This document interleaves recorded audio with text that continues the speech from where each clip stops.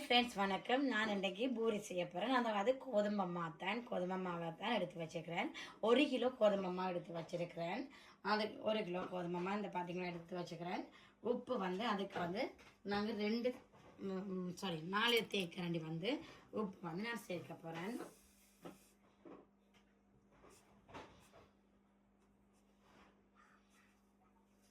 நாலு தேக்கரண்டி. இப்போ வந்து உங்களுக்கு செக் பண்ணி பார்த்துட்டு காணாதுன்னு சொன்னால் நீங்கள் தேவைக்கேற்ற மாதிரி சேர்க்கலாம்.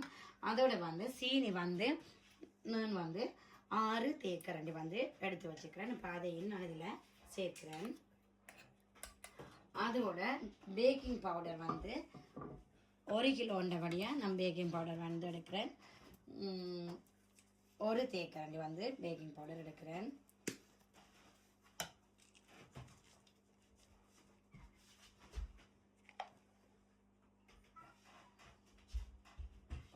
ஒரு தேக்கரண்டி எடுக்கிறேன்.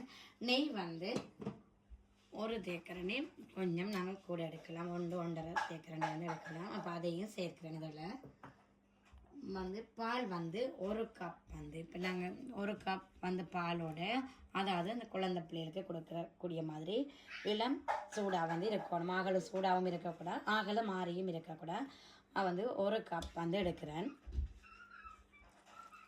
அதையும் இதோட வடிவாக சேர்த்து நாங்கள் மிக்ஸ் பண்ணி எடுக்கணும்.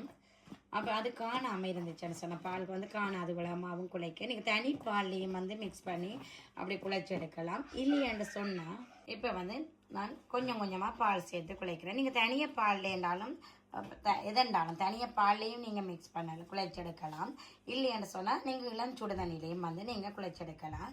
இப்போ வந்து நான் வந்து இது தனியாக பாலில் தான் இப்போ குழைக்க போகிறேன். அப்போ எல்லாமே வந்து இப்போ இது காணாத பால், இப்போ இன்னும் கொஞ்சம் பால் வந்து நான் எடுத்து சேர்க்க போகிறேன். அப்படி பால்லையே ஃபுல்லாக எடுத்து இல்லை பார்த்தீங்கன்னா ஓகே. இப்படியே நான் திருப்பியும் மில்கையே சேர்த்து இப்படி நான் குழைச்செடுக்க போகிறேன். ஹார்டாக பிசைஞ்சு எடுக்காமல் நாங்கள் இப்படி சாஃப்டாக வடிவாக அப்படியே குழைச்செடுத்தா. இப்போ பார்த்தீங்கன்னா நல்ல வடிவாக குழைச்செடுத்தாச்சு. பார்த்தீங்களா, சட்டியில் ஒட்டாத பதமாக வந்துச்சுண்டா. ஓகே, இப்படியே நல்ல வடிவாக குழைச்செடுத்தாச்சு. இப்போ இதுக்கு மேலே நான் கொஞ்சம் ஒயிலை வந்து இப்படி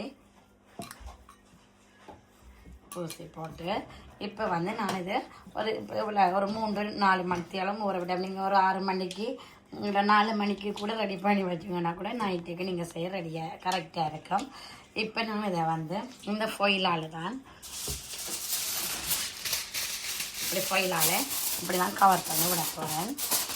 கவர் பண்ணி விட்டுட்டு அதுக்கு 3 மணி நேரத்துக்கு பிறகு பார்ப்போம். ஓகே, அது வந்து போட்டுட்டு வந்து இந்த பார்த்தீங்கன்னா தெரியும், நான் அவிச்சிட்டு கொஞ்சம் அகலம் இதாக பீசஸாக இல்லாமல் கொஞ்சம் லைட்டாக வந்து இப்படி மேஷ் பண்ணி வச்சுருக்கிறேன்.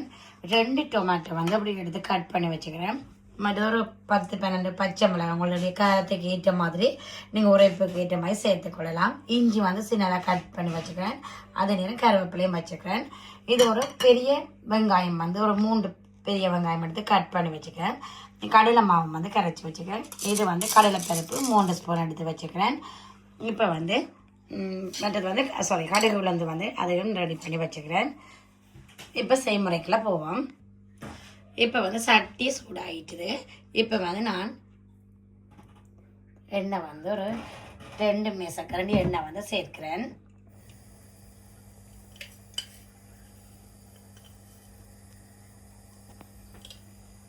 வந்து நான் கடுகு உளுந்தை வந்து சேர்க்கிறேன்.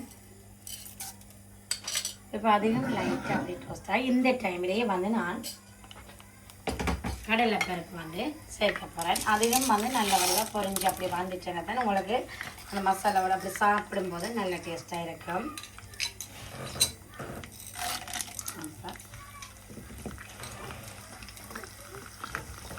இப்போ பார்த்தீங்கன்னா இது லைட்டாக இந்த பொரிஞ்சு வந்துட்டு பார்த்தீங்கன்னா தெரியும். இப்போ இந்த டைமே நான் வெட்டி வச்ச வெங்காயம் அப்படியே சேர்க்கிறேன். அது என்னென்னா வெங்காயம் வந்து நான் கூடுதலாக வதங்க தேவையில்லை. ஓரளவு அந்த கண்ணாடி பதமாக வந்துட்டு இருக்கோம்னா ஓகே. அப்போ இது கொஞ்சம் வதங்கினா பிறகு நாங்கள் பார்ப்போம். அதோட உப்பு வாங்க சரி. இப்போ வந்து கொஞ்சம் உப்பு வந்து நாங்கள் சேர்ப்போம். ஓகே, இது கொஞ்சம் வதங்கினா பிறகு பார்ப்போம். ஓகே, பார்த்தீங்கன்னா இந்த வதங்கி வந்துட்டு இந்த டைமில் வந்து நான் இந்த இஞ்சியை மட்டும் கொஞ்சம் வந்து சேர்க்கிறேன். அதுவும் பச்சை வாசனை போகிறதா இப்படி அதையும் வதக்கிட்டு இதோட சேர்த்து கொஞ்சம் கருவேப்பிலை மற்றது வந்து பச்சை மிளகாய் மாதிரி சேர்க்கிறேன். அதையும் கொஞ்சம் வதங்கி இப்படி வதக்கல இதோட சேர்த்து நான் தக்காளி பழம் வந்து நல்லா சேர்க்க போகிறேன்.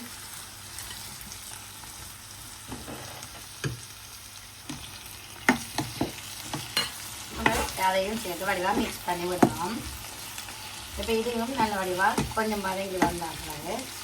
இது இந்த டைம்லேயே கொஞ்சம் நாங்கள் மஞ்சள் வந்து சேர்ப்போம். ஒரு அரை டீஸ்பூன் நீங்கள் எடுத்தீங்கன்னா ஓகே இருக்கும். அப்போ இதையும் வச்சுட்டு இது கொஞ்சம் வதங்கட்டுக்கலாம். கொஞ்சம் வதங்கினா அப்புறம் பார்ப்போம். ஓகே பார்த்தீங்கன்னா தக்காளியும் நல்ல வடிவாக வதங்கிச்சு. நான் இப்போ இதில் வந்து இதை நான் மென்ஷன் பண்ணல. இதில் வந்து நான் கஜுவும் பெருஞ்சீரகமும் வந்து இடித்து வச்சுருக்கிறேன். இப்போ அதையும் பவுடர் பண்ணி கரைச்சிட்டும் நீங்கள் சேர்க்கலாம்.